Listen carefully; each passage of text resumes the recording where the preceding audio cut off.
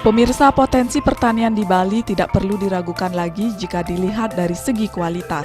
Berbagai upaya kreatif masyarakat telah dilakukan untuk menjadikan pertanian sebagai nilai tambah. Salah satu potensi pertanian yang memang sudah ada sejak dahulu yakni rempah-rempah. Pemirsa, agrobisnis kali ini akan membahas rempah-rempah umbi-umbian dan pengolahannya.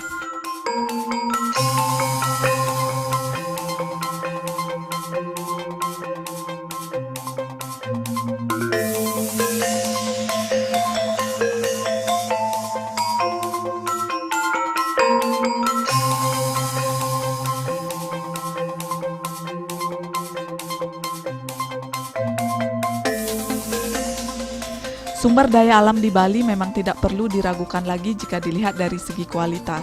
Ragam jenis rempah umbi-umbian tumbuh subur di tanah Bali dan memiliki kualitas yang mampu bersaing. Seperti halnya kebun rempah-rempah umbi-umbian yang berlokasi di Desa Jehem, Kecamatan Tembuku, Kabupaten Bangli.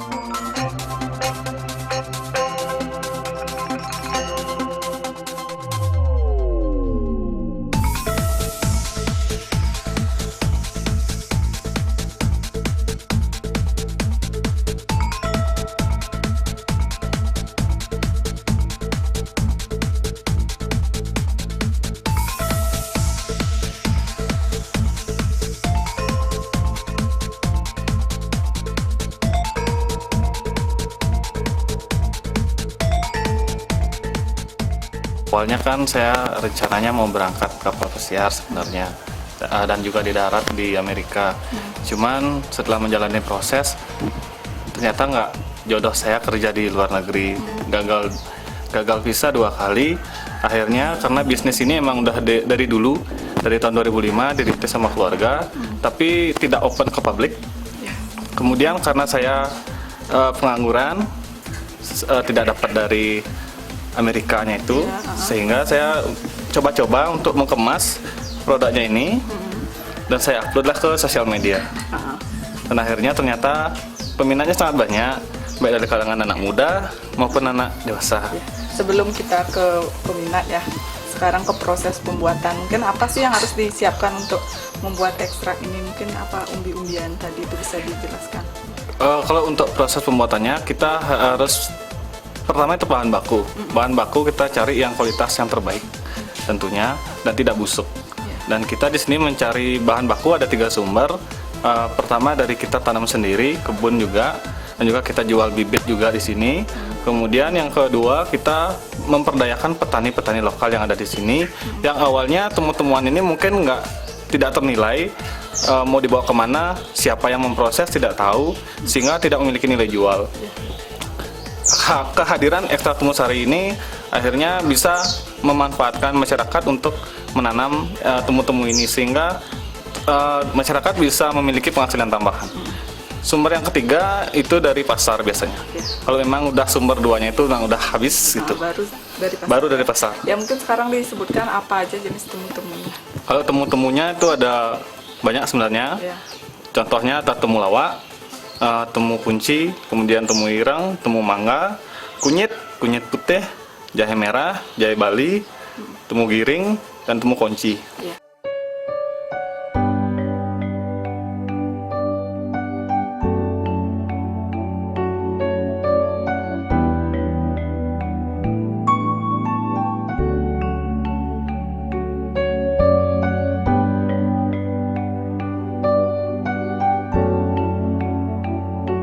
Beragam jenis rempah umbi-umbian telah dibudidayakan oleh anak muda dan nantinya diolah sendiri menjadi ekstrak yang memiliki ragam manfaat. Rempah tersebut seperti temulawak, kunyit, kencur, jahe merah, dan masih banyak lainnya. Proses pemeliharaannya terbilang cukup sederhana. Bibit diperoleh dari umbi tersebut kemudian ditanam dan dirawat dengan pemberian air dan juga pupuk. Rempah ini pun tak memerlukan lahan yang luas. Cukup dibudidayakan di sekitar halaman rumah, tanaman akan tumbuh subur dan memiliki kualitas yang baik. Perawatan yang dilakukan yakni rutin memberikan pupuk seperti misalnya pupuk kandang. Dalam waktu 9 bulan, rempah-rempah sudah siap dipanen.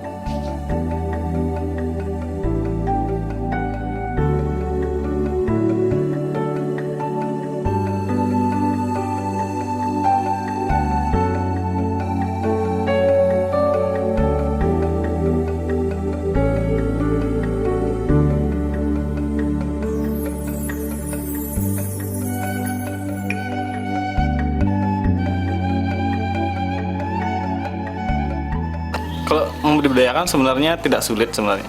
Cuman kita perlu yang namanya pertama proses penyemaian. Disemai dulu hingga tunasnya keluar, baru kita bisa tanam ke tanah yang benar-benar kita di lahan gitu. Kemudian bibitnya peroleh dari mana awalnya? Kan kita beli dari petani-petani dulu. Kalau nggak yang ke sisa-sisa bahan bakunya itu kadang yang kita telat memproses dia udah tumbuh sendiri. Ya, itu bisa dimanfaatkan untuk menjadikan bibit. Gitu.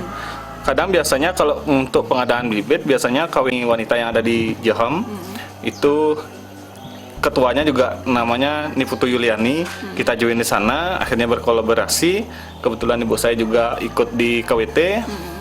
Dan saya juga sebagai anaknya meneruskanlah usahanya ini gitu. Kemudian untuk artinya kan kita udah menyiapkan bahan baku menanam sendiri, proses panennya itu dan pemeliharaannya seperti apa? Kalau proses panen setelah kita tanam itu biasanya panennya setiap temu-temuan itu ada 9 bulan. 9 sampai 10 bulan ketika tanaman-tanaman itu sudah mulai layu, kuning dan mengecil gininya atau mengkering, itu sebenarnya sudah dipanen.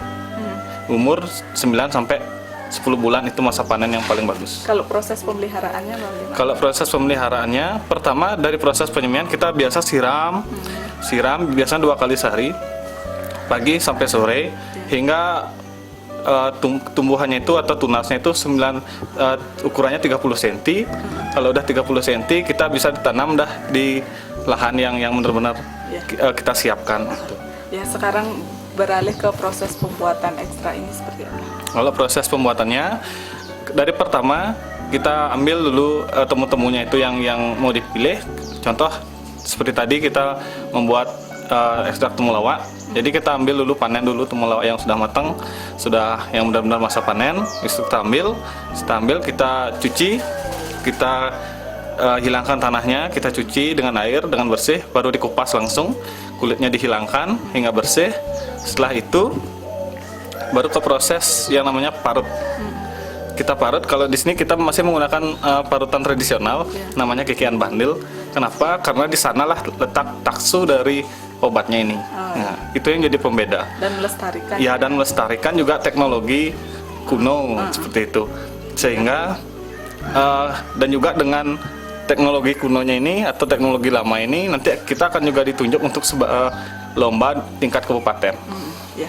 Setelah itu proses selanjutnya? Setelah diparut, baru kita langsung proses ke pemerasan. Kita peras ampasnya itu, kita campur dulu dengan air, kita peras. Setelah diperas, kita dapat sarinya. Sarinya inilah yang akan kita proses nanti.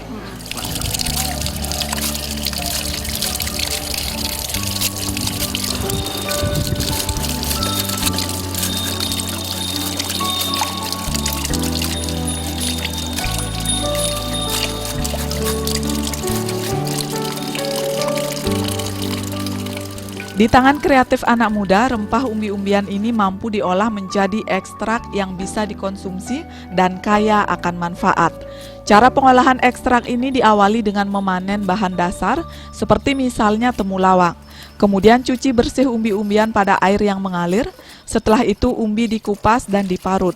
Memarutnya pun dilakukan dengan cara yang sangat sederhana, yakni dengan memanfaatkan alat-alat tradisional.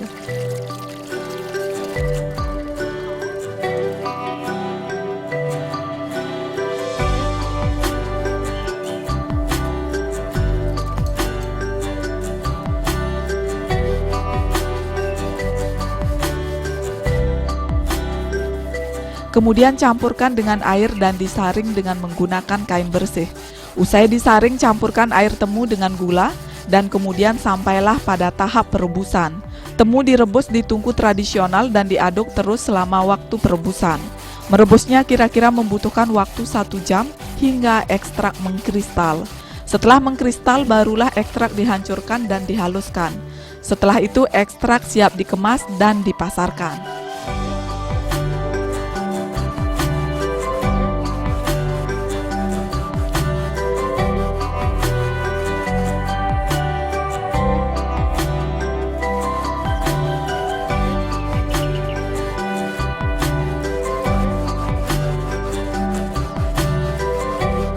Garam secukupnya, dan juga daun serai, batang serai. Gula juga ya. Gula juga. Nah, kenapa gula? Karena gula ini memiliki fungsi untuk mengikat sari pati dari temu-temu itu, sehingga dia sebagai bahan penolong untuk mengkristalisasi dari sari temunya itu. Iya. Kemudian untuk proses pengkristalan kan tadi ada direbus sampai berapa lama Ya, sih? kalau untuk proses perebusan itu lumayan lama.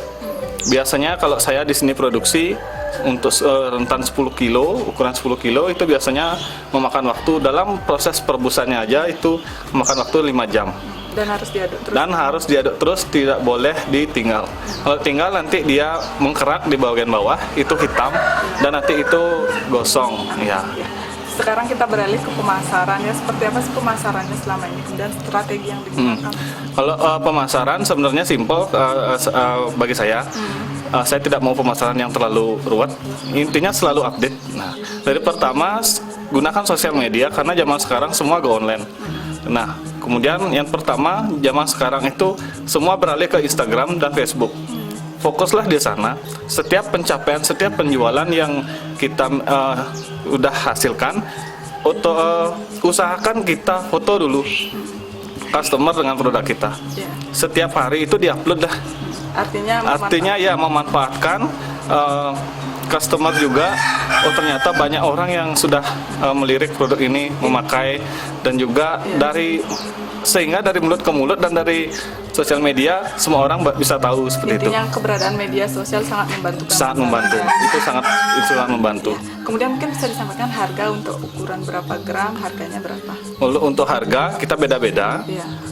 Untuk 250 gram untuk yang kunyit, temulawak, kemudian temu mangga, kunyit putih itu di harga 40.000. Kalau untuk yang temu ireng, kencur, dan jahe merah, jahe Bali itu 45 karena bahannya memang lebih mahal. Ya.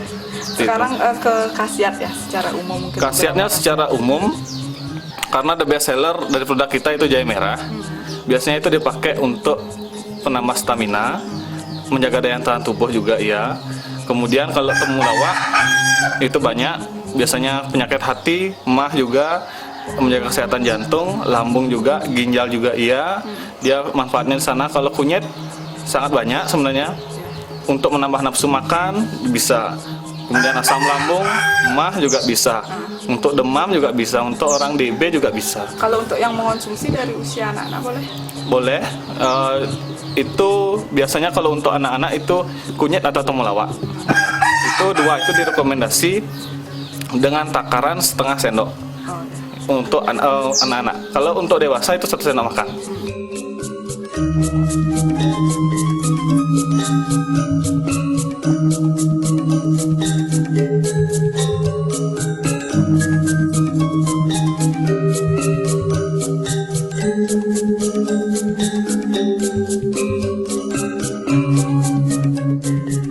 Peminat ekstrak ini muncul dari berbagai kalangan mulai dari anak-anak hingga kalangan dewasa.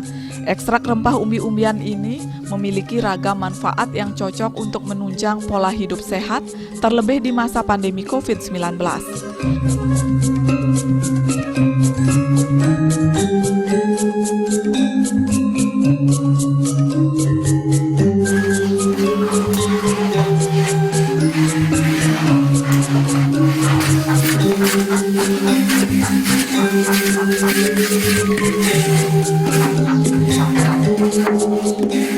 Nah pemirsa, jika berbicara mengenai pemasaran, dengan keberadaan teknologi informasi seperti sekarang ini sangat memudahkan produsen.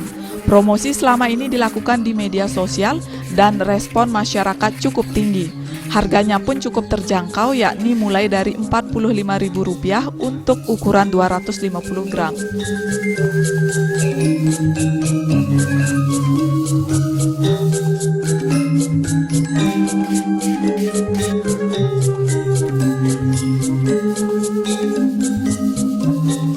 Kita tahu di zaman sekarang kan corona. Nah, ini masa pandemi yang semuanya kita nggak mengharapkan ini terjadi. Tapi anak-anak muda banyak yang namanya kita kena PHK. Termasuk saya pun dulu daily worker di hotel, akhirnya beralih juga ke desa. Nah, sebenarnya tidak ada batasan untuk berkreasi selagi kita mau dan berusaha. Walaupun di tengah pandemi, kita semua go online udah bisa sekarang. Apapun yang kamu sukai, apapun hobi, sekecil apapun hobi yang menghasilkan uang, yang kamu sukai jalankan, itu bisa menghasilkan uang. Untuk berkarya itu tetap bisa menerapkan protokol kesehatan ya? Tetap harus menerapkan protokol kesehatan. Apa aja? Karena seperti mencuci tangan, memakai masker dan menjaga jarak. Itu poin 3 utama yang untuk memutus mata rantai penyebaran COVID di Indonesia. Lagi? Ada tambahan lagi nggak? Cukup? Ada. Apa? Moto boleh? Boleh. Di sini saya memiliki moto untuk teman-teman anak muda, kaum milenial. Kalau mau sukses tuh sebenarnya gampang, asal ada kemauan dulu, niat, dan juga do what you love what you do. Cintai apa yang kamu kerjakan, kerjakan apa yang kamu cintai, jalani dengan doa, usaha, dan tekun. Pasti berhasil.